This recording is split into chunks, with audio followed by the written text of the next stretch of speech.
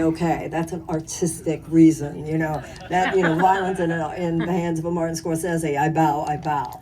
But the way it's used so much today, and especially with children in primetime TV, and it's just broken my heart to see women in bikinis thinking she looks sexier because she's got the gun. We all have to ask ourselves to look at our own hearts, even on the internet, the meanness on the internet.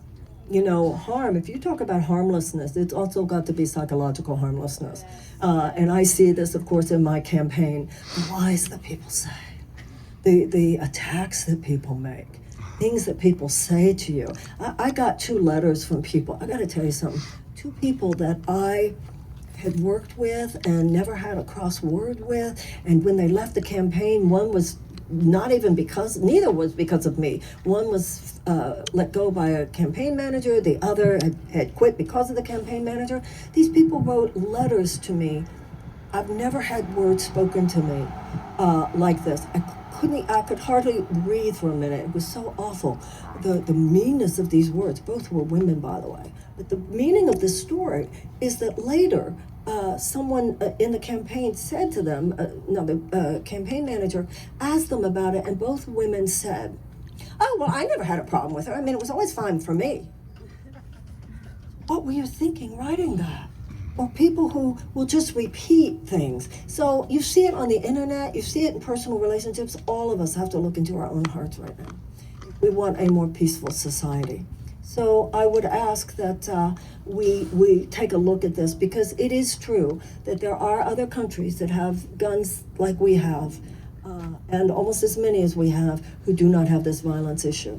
We all have to be part of the creation of a nonviolent society.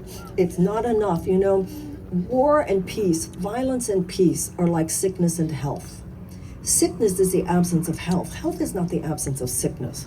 The fact that you fight sickness doesn't mean that you are healthy. You have to proactively create health. And that's how we have to see violence, whether it's domestic war zones or wars in the other parts of the world. We have to proactively create peace. What Martin Luther King said is that there's negative peace and positive peace. He said negative peace is where there's no outright violence, but there's an underlying tension and anxiety. He said positive peace can only be predicated on brotherhood and justice. So we all have something, just like when I said to you before about supporting the campaign, each of us have to see ourselves as part of the process.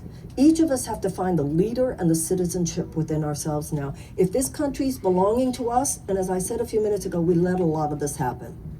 We have to take ownership. Each and every one of us owns this country. Each and every one of us take ownership of the part of the universe that you inhabit. And what that means, how you make it more peaceful, acts of compassion, forgiveness, love, generosity. What that means in your life is none of my business. But I'll tell you something, we have all allowed ourselves to be, to acquiesce to such an atomized existence where narcissism is somehow considered okay, where sometimes old-fashioned selfishness now poses as self-care. We've got to start caring about each other. We've got to start caring about each other and loving each other. We have to put down the guns in our head. I'll try to put them down in Washington. We have to put down the guns in our head. Speaking of sexualizing violence, don't watch The Idol. You won't like it, I don't think. So, Marianne, what are the biggest departures you intend to make from the current administration? Thanks for running. That's what they said. But also, I think that too. Well, the first thing I will do is cancel the Willow Project. Yes. Wait, I'm sorry? Okay, so first thing I will do is cancel the Willow Project. Because the Willow Project, so the president, the corporatist playbook in the Democratic establishment is to say the right things. So he's big on saying that he's the climate president. He's big on saying that he recognizes that climate change is the biggest existential threat. He's big on saying all that. And he's big on bragging that there are, and he's right about this, there are very healthy investments in green energy that are in the Inflation Reduction Act. The problem is the $8 billion that is given to the ConocoPhillips oil extraction project up in the North Slope of Alaska will completely nullify the benefits of all of those green energy investments. Also, as I mentioned before, he has given more oil drilling permits than even Trump did. What I will do as president, and as I will seek to mobilize the country for a just transition from a dirty economy to a clean economy. This is not the time to be ramping up fossil fuel extraction. It is time to ramp down fossil fuel extraction. Another thing that I will do differently than the president, I will fight hard for a higher minimum wage. The president did give it, he had promised it in his campaign. He did grant it to federal workers, but then when it came time to extending that through the COVID relief bill, the parliamentarians said no, and so we went, oh, okay. And I assure you, the Republicans do not allow the parliamentarian to stop them.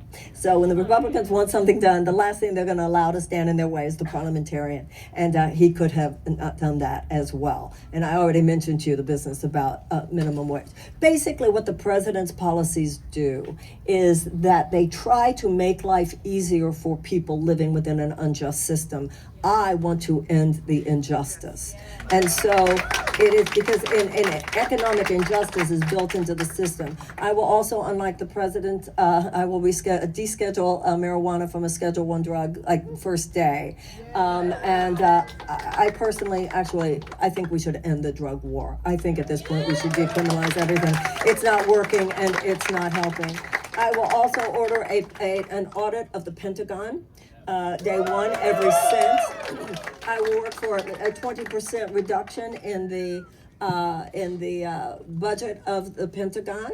I will cancel immediately every single contract that the government has with union-busting companies. The U.S. government should not have a contract with Amazon. And I will form a group, and we are going to work towards reparations for descendants of slaves in this country. And as I said before, a Department of Peace, and I mentioned before, a Department of Children and Youth. I want to see a massive transfer of resources into the hands of children under 10.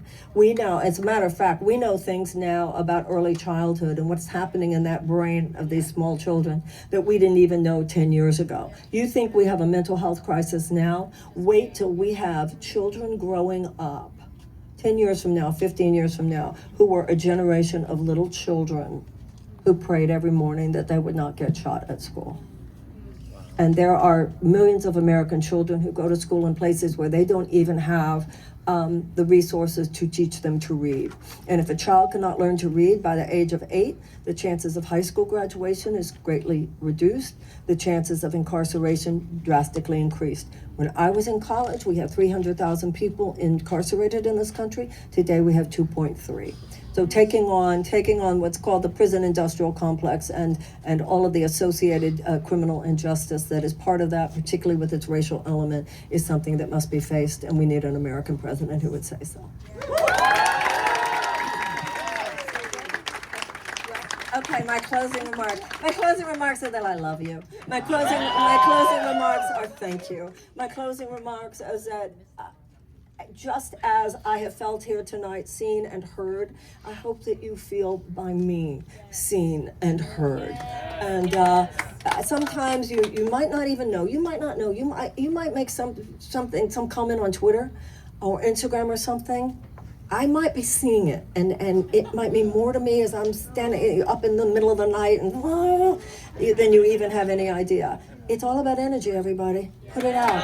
And one of the things I have LA gave me my career.